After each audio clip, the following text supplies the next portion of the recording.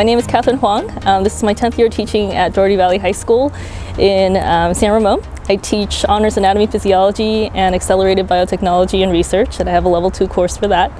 I just love teaching about life science and the little things in life, explaining how molecules work and how they interact, and hopefully that instills an appreciation in students about the natural world.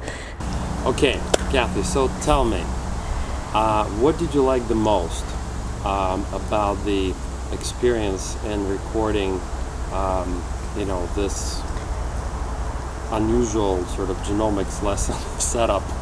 That's an awesome question. I think just everything. So the VR space, the ability to manipulate different objects, the ability to record ourselves, talk to different people from across the world, just making things bigger and smaller. Even though it's really simple, it's actually really engaging, and I think it's just a perfect venue for a lot of learning to happen. Okay. First part, what do you set up for kids? Like, so actually traditionally we always start with levels of organization, starting from the smallest to the largest, and often traditionally we just show slides, show pictures, and there's really little interaction between the student and the content.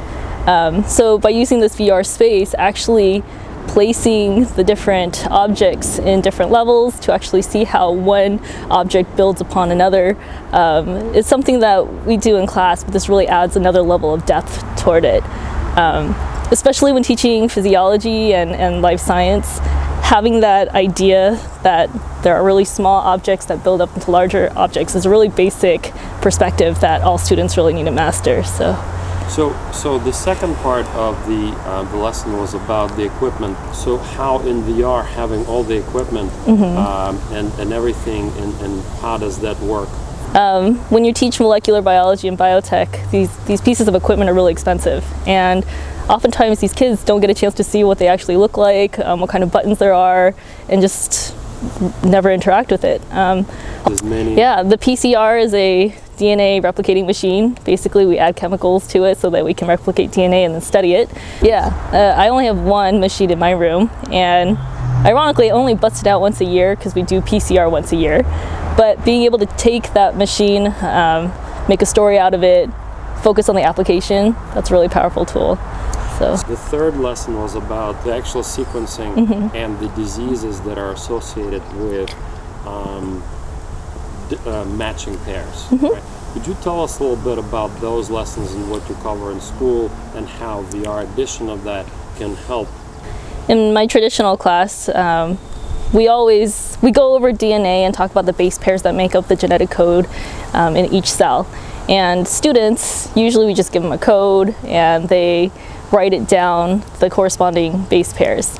But having the ability to manipulate and actually move blocks around to think about how mutations, deletions affect the genetic code, and having to be able to manipulate that particular space is pretty powerful, I think.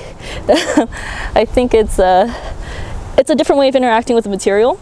It's not paper and pencil, and it's something where students can make mistakes and learn from it, and again, tell a story from their experience. So tell us, in VR, to stage a situation, how would that, bringing that into a classroom? I think it's definitely, it fits right in, and it's a culminating assignment where students have to identify the materials they need, they have to make connections and figure out what kind of interactions are needed for a particular goal.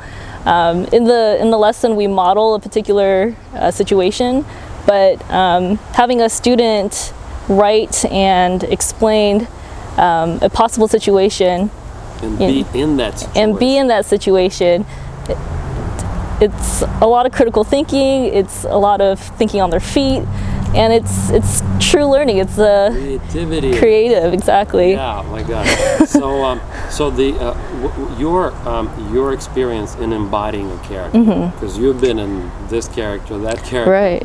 Tell us how it feels like from. What can you say about that? Yeah, when I first embodied into a character, it was actually a very strange but exciting experience. When you look down, your hands are moving, your feet are moving, and you're seeing the person across from you as if they were somebody else. And I think that really allows students to put themselves in another person's shoes. Physically interact a certain way, even talk a certain way. So I embodied a doctor, which is kind of interesting to do because, you know, I didn't go through medical school, but it's kind of cool to be able to pretend.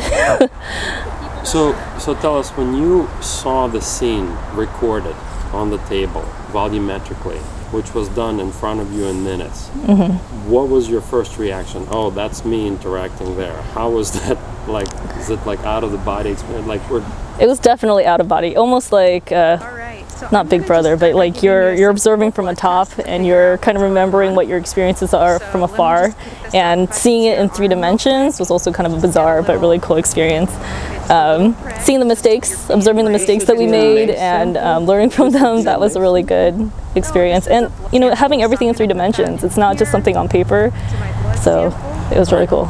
The general theme I like to portray about genomics and genes and just biology in general is that we're all related, that we all come from very fundamental molecules, and we really don't have that many differences.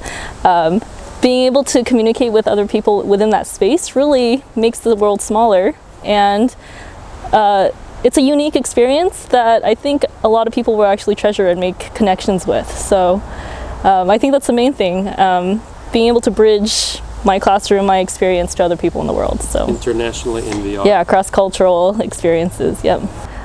Those of you that are going through the experience, I hope that you meet lots of interesting people and learn about the basics of genetics, the tools that we can use, and how it affects us today.